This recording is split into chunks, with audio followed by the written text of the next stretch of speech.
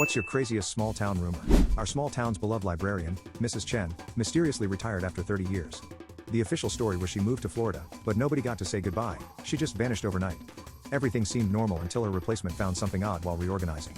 Every Friday for the past 15 years, Mrs. Chen had ordered exactly one copy of the same obscure children's book, then marked it lost a week later. The new librarian dug deeper and discovered Mrs. Chen had been running a secret underground railroad for abused kids. That children's book? It was a signal. Kids who needed help would check it out, leave a note inside, then return it.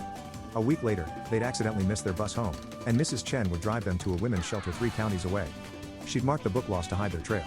The truth came out when one of the kids, now grown, became a police officer and recognized Mrs. Chen's photo during a trafficking investigation.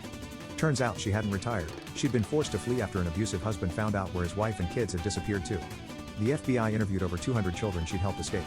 They found a hidden diary in the library's basement detailing every rescue, including coded messages about which teachers were helping and which ones were covering up abuse. Mrs. Chen passed away last month. At her funeral, hundreds of adults showed up wearing library cards as every kid she'd ever saved.